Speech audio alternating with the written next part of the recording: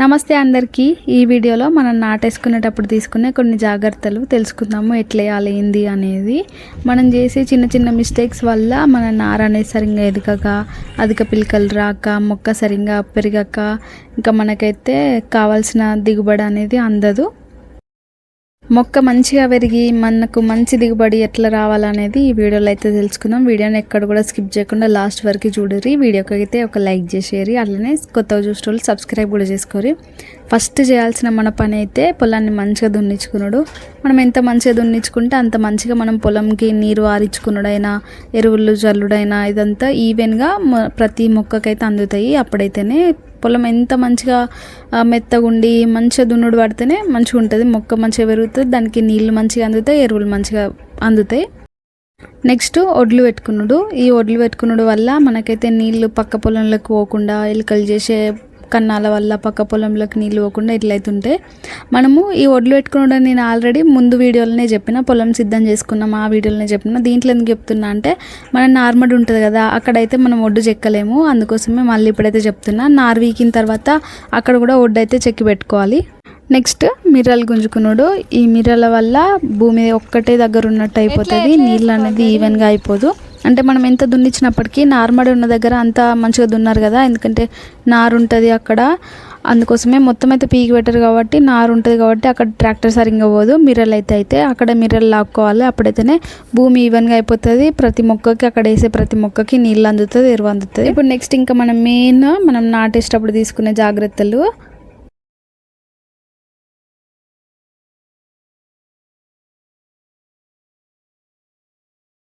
ఫస్ట్ది మనం తీసుకునే నారు, అది ఎన్ని రోజులది, ఏంది ఏం కథ అనేది దాని గురించి అయితే ఖచ్చితంగా తెలుసుకోవాలి. మనం 20 రోజుల నుంచి 25 రోజుల నారు అయితే సరిపోద్ది అంటారు, కానీ మాదైతే 30 రోజులైంది, అయినా అంతేమీ ఎదగలేదు. అంటే మనం చల్లుకునే యూరియా డిఏపీలను బట్టి కూడా ఉంటే, యూరియా ఎక్కువ చల్లినామంటే నారు తొందరగా ఎదిగిపోద్ది. మేము 30 రోజులకి వేసినప్పటికీ మనం యూరియా ఎక్కువ చల్లుకోలేదు కాబట్టి మా నారు అయితే ఎక్కువ ఎదగలేదు. నెక్స్ట్ మనం వేసుకునే నారు ఆరోగ్యకరంగా ఉందా లేదా అనేది అయితే చెక్ చేసుకోవాలి. కొన్ని నారు ఎర్రబడిపోయి ఉంటాయి కదా, వాటిని అయితే అసలు వాడుకోవద్దు. అట్లా కాకుండా మంచిగా పచ్చగా లేత ఉన్న నారుని అయితే వాడుకోవాలి. ఇక్కడైతే గోకలు పెట్టే వీడియో, మీ సైడ్ కూడా గోకలు పెడతారా కామెంట్ చేయాలి. మన నెక్స్ట్ మెయిన్ జాగ్రత్త నీళ్లు పెట్టుకున్నాడు. మనం నాటేసేటప్పుడు పొలంలో ఎక్కువ నీళ్ళు అయితే పెట్టద్దు, పల్చగా పెట్టుకుంటే సరిపోద్ది. ఎక్కువ నీళ్లు పెడితే నారు నిలబడడానికి ఇబ్బంది అయిపోతుంది. నెక్స్ట్ మనం మూడో జాగ్రత్త, నారు మనము ఎక్కువ అయితే వేసుకోవద్దు. అంటే 2-3 మొక్కలు వేసుకుంటే సరిపోతుంది.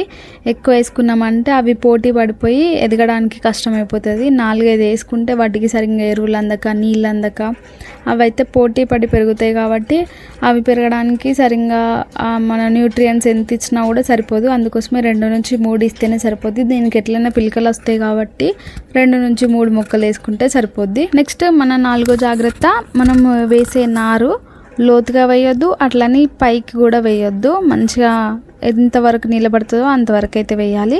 నెక్స్ట్ డిస్టెన్స్, వాటి మధ్య డిస్టెన్స్ మనము సాల్కి మధ్య, మొక్కకి మధ్య మంచిగా అది గ్యాప్ అయితే ఉంచాలి. అప్పుడైతే ఎరువులు వేయడానికైనా ఇంకా దేనికైనా కూడా ఈజీగా అయిపోతుంది. గ్యాప్ లేకపోతే మాత్రం ఎరువులు వేసేటప్పుడు ఇబ్బంది అయిపోతుంది. అట్లనే మొక్క పెరగడానికి కూడా ఇబ్బంది అయిపోతుంది. గ్యాప్ ఎక్కువ గాలి సరిగ్గా ఆడక మొక్క అనేది అయితే బలంగా పెరగదు. అట్లనే మొక్కకి గ్యాప్ ఎక్కువ లేకపోతే చీడపీడలు, తెగుళ్ళు ఇవి ఎక్కువగా వచ్చే అవకాశం ఉంటుంది. ఇంకో మన మెయిన్ ఇంపార్టెంట్ థింగ్, మనం నాటేసే ముందు అడుగుపిండి అయితే వేసుకోవాలి. మేమైతే ఇక్కడ 20-20-0-13 అడుగుపిండి అయితే వేసుకున్నాము. దీనివల్ల భూమి యొక్క సారం పెరిగి మనం నాటు వేసిన మొక్కలు బలంగా పెరిగే అవకాశం ఉంటుంది.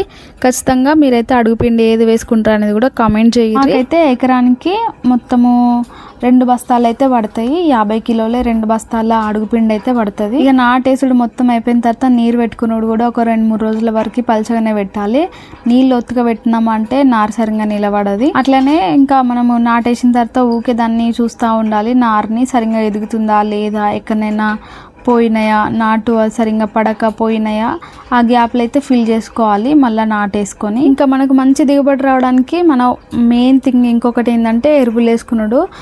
అధిక పిలకలు వస్తాయని, మంచి దిగుబడి వస్తుందని, మంచిగా పెరుగుతాయి మొక్కలు అనేసి ఏవి చెప్తే అవి మనము ఎరువులు వేస్తూనే ఉంటాం. అట్లా కాకుండా మనం వేస్తున్న నేల ఏంటిది, మనం నారేసిన నేల ఏంటిది, ఆ రకం ఏంటిది, దాన్ని బట్టి మనకి ఏ ఎరువు అయితే మంచిగా వండుతుంది, ఏ ఎరువు వేస్తే మంచిగా వండుతుంది మన పొలం అనేది తెలుసుకొని ఆ ఎరువులు వేస్తేనే మంచిది.